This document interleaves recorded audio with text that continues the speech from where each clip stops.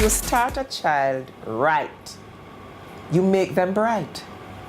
So if from a child you begin to hold that hand and say, write A, baby, and you help to guide them to write that A and that B and that C, if it's only the 3 letters for that period, and then they become accustomed to it, you don't know the boy or the girl that you would be producing for this nation.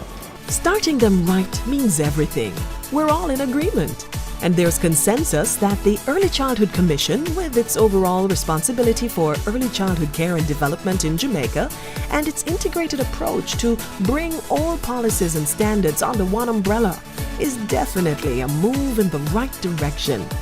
There is an air of urgency in the wider society. My aunt is a preschool teacher. She owns her own basic school. And the amount of frustration she goes through because they're learning the fundamentals. If it is that you don't learn the ABCs and your 1, 2, 3, it is going to be hard for you to matriculate into primary school, then high school, then tertiary level education. So really, that is where the foundation is set. And if it is that the foundation is not set properly, then you're going to have problems. Just like a house, if you don't set the foundation properly and you get too rocky, it's going to drop. So more should be invested into early childhood development. The improved outcomes that we want to see in our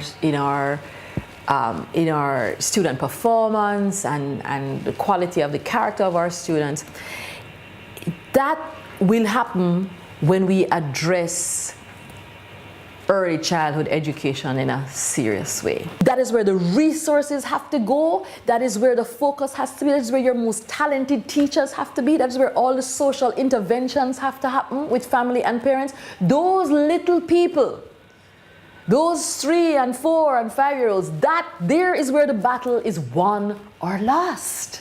Former Prime Minister Edward Seaga will not yield. This is critical. It can't wait.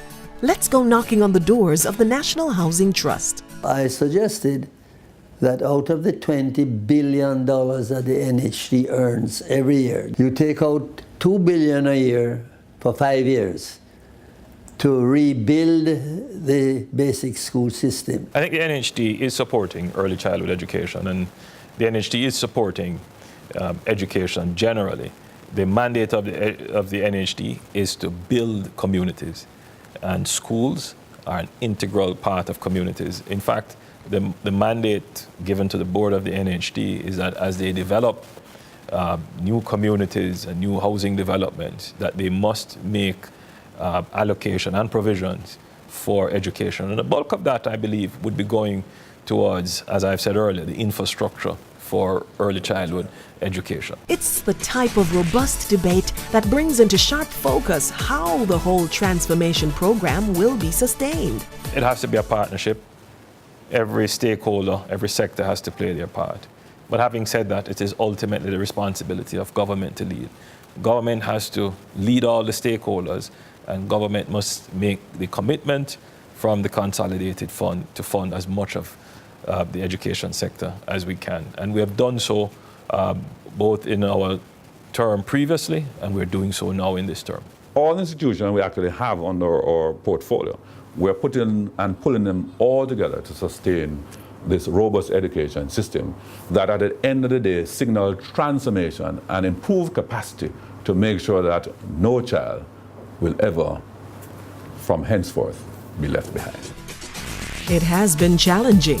Change is never easy. You would want to ask, with a wry smile, the director of the Education System Transformation Program, the indefatigable Jean Hastings, how this has been achieved. Had a great team working with. I've deliberately tried to make us not a working team, but a family team, because then everybody wants to be the best they can be. She also warmly acknowledges the sterling work of permanent secretaries in the ministry leading up to and during the transformation period. Marguerite Bowie, Maria Jones, Audrey Sewell, Elaine Foster Allen, Maurice Smith, and Dean Roy Bernard. And she notes the work of Barbara Allen and Dr. Grace McLean, who also acted during the period. Finally, We again turn to the director, known for her straight talk, for her reflections on the program. I'm not saying that we are where we want to be as we, seek to pull the curtains down on the program. But the program was there to set the framework.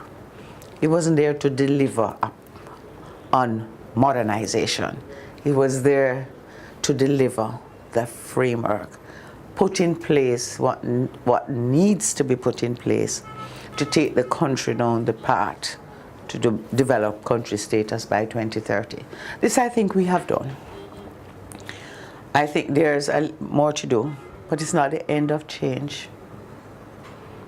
It's actually almost like the beginning of your process now. Now that you have the road paved, go on the journey.